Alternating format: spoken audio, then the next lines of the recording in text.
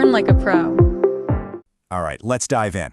We're about to pull back the curtain on the invisible engine that runs our entire world. It's this frantic, microscopic dance that dictates, well, every single thing you can see and touch. So let me ask you a question. What could a super hard diamond possibly have in common with the invisible air you're breathing right now? It sounds like a riddle, right? But the answer is actually pretty mind-blowing. They are both made of the exact same fundamental stuff. These tiny, invisible particles that are in constant, non-stop motion. And that's exactly where we're going to start, with this unseen particle dance, exploring the basic rules that govern these little building blocks and create the reality we know. Okay, so you got to think of every single particle like it has its own tiny internal battery. We call this its internal store of energy. And this battery has two parts.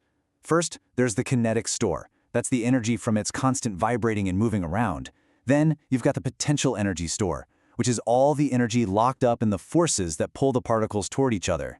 This balance, this push and pull between motion and attraction, that's what defines everything.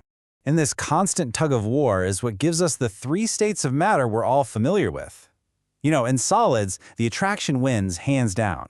The forces are so strong that particles get locked into this rigid, regular pattern, and all they can do is just vibrate in place. But in liquids, the forces are a bit weaker. The particles have enough energy to break free and kind of slide past one another. And then you have gases, where the motion energy totally overwhelms the attraction. The forces are almost zero, and the particles are just free to fly around in a chaotic, high-energy frenzy. Now, that all sounds great in theory, right? But if these particles are so small that we can't even see them, how on earth do we know for sure that they're real and that they're actually moving? Well, let's look at a classic experiment that really nails it. Imagine you're peering through a microscope at a little sealed box of air that has a few tiny specks of smoke in it. You zoom in on just one of those smoke particles, and you see it moving. But here's the weird part. It's not moving smoothly. It's twitching and jerking and zigzagging all over the place for what seems like no reason at all. It's a total mystery, because you can't see anything actually pushing it. So, what is causing this little phantom dance? And here is the absolutely brilliant answer. That smoke particle, the one you can see, is being constantly smashed into from all sides by trillions of even smaller, invisible air molecules.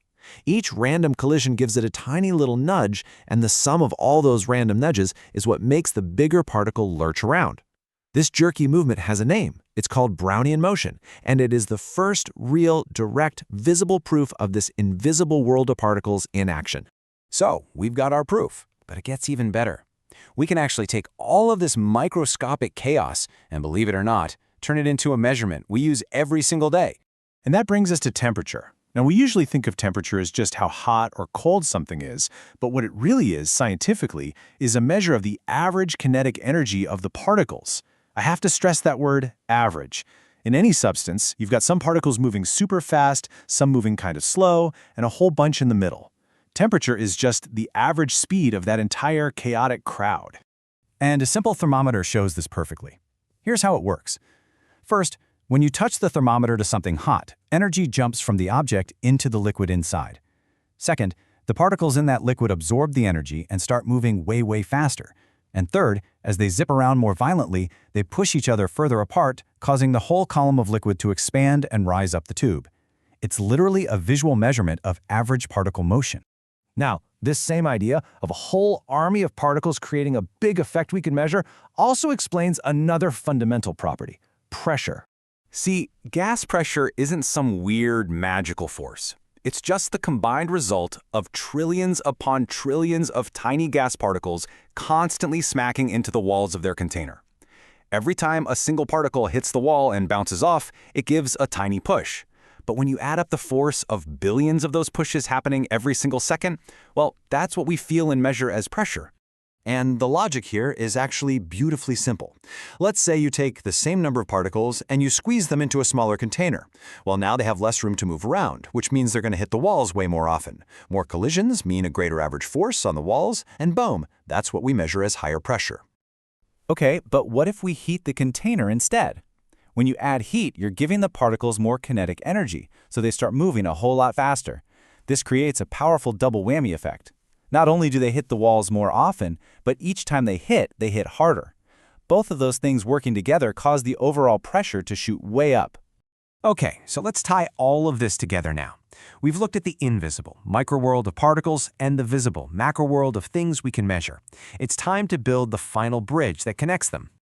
And here it is. This is kind of the grand unified map of it all. What it shows is that every big picture property that we can measure is really just a shadow of what's happening on that tiny invisible level.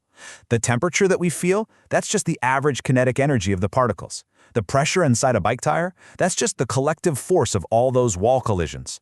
Whether something is a solid, a liquid, or a gas, that's dictated entirely by the arrangement and distance of its particles. Every single thing we observe is a direct result of something happening on the particle level. So the next time you feel the warmth of the sun or you pump up a tire, just remember what's really going on.